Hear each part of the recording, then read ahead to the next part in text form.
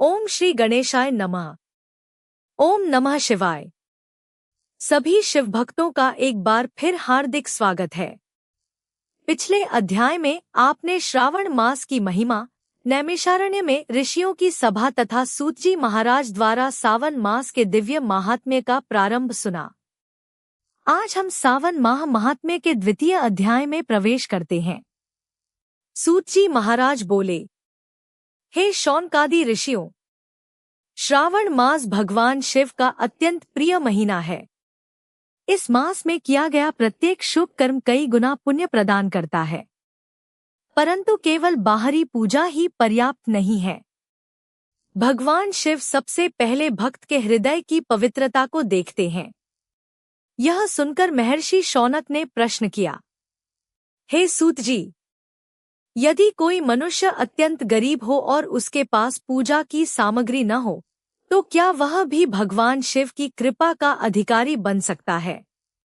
सूत जी मुस्कुराए और बोले, हे मुनिवरों, भगवान शिव का एक नाम आशुतोष है, अर्थात जो अत्यंत शीघ्र प्रसन्न हो जाते हैं।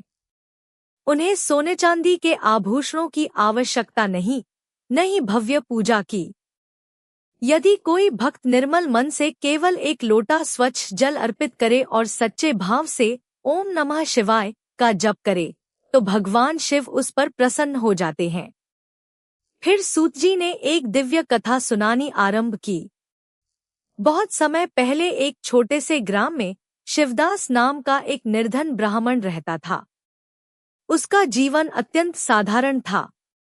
वह प्रतिदिन मेहनत करके अपने परिवार का पालन करता था। उसके पास धन नहीं था, किंतु भगवान शिव के प्रति उसकी अटूट श्रद्धा थी। श्रावण मास का पहला सोमवार आया। पूरे गांव में उत्सव का वातावरण था। धनी लोग मंदिर में दूध, दही, घी, शहद और अनेक प्रकार की पूजा सामग्री लेकर पहुंचे। मंदिर सुगंधित पुष्पों और दीपों से सुसज्जित था।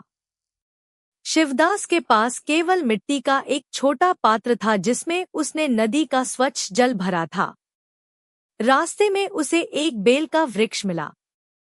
उसने श्रद्धा से गिरे हुए कुछ ताजे बेलपत्र उठाए और मन ही मन भगवान शिव का स्मरण करते हुए मंदिर पहुंच गया। जब वह मंदिर में पहुंचा तो कुछ लोगों ने उसका उपहास किया। उन्होंने कहा, इतनी साधारण पूजा से क्या होगा? भगवान को प्रसन्न करना इतना आसान नहीं है। शिवदास ने विनम्रता से उत्तर दिया, भगवान शिव मेरे जल का मूल्य नहीं, मेरे भाव का मूल्य जानते हैं। उसने शांत मन से शिवलिंग पर जल अर्पित किया, बेलपत्र चढ़ाए और आंखें बंद करके ओम नमः शिवाय का जप करने लगा। सूत जी बोले, हे ऋषियों, उसी क्षण भगवान शिव उस भक्त की निष्कपट भक्ति से अत्यंत प्रसन्न हुए, क्योंकि जहां अहंकार समाप्त होता है, वहीं से सच्ची भक्ति प्रारंभ होती है।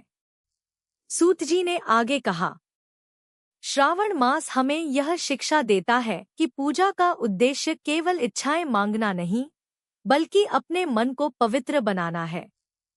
जो व्यक्ति क्रोध छोड़ता है, सत्य बोलता है, माता पिता का सम्मान करता है, निर्धनों की सहायता करता है और सभी प्राणियों के प्रति दया रखता है, वही भगवान शिव का वास्तविक भक्त है। सभा में बैठे सभी ऋषि यह सुनकर भाव विभोर हो गए। उन्होंने कहा, धन्य है भगवान शिव, जो केवल प्रेम और श्रद्धा को स्वीकार करते हैं, न कि धन और वैभव को। सूत जी ने उत्तर दिया, हे मुनिश्रेष्ठों, यही कारण है कि श्रावण मास को आत्मशुद्धि का महीना कहा गया है। इस महीने में मनुष्य को अपने दोषों पर विचार करना चाहिए, क्षमा मांगनी चाहिए और धर्म के मार्ग पर चलने का संकल्प लेना चाहिए। इसी उपदेश के साथ द्वितीय अध्याय का प्रथम भाग समाप्त होता है। हर हर महादेव।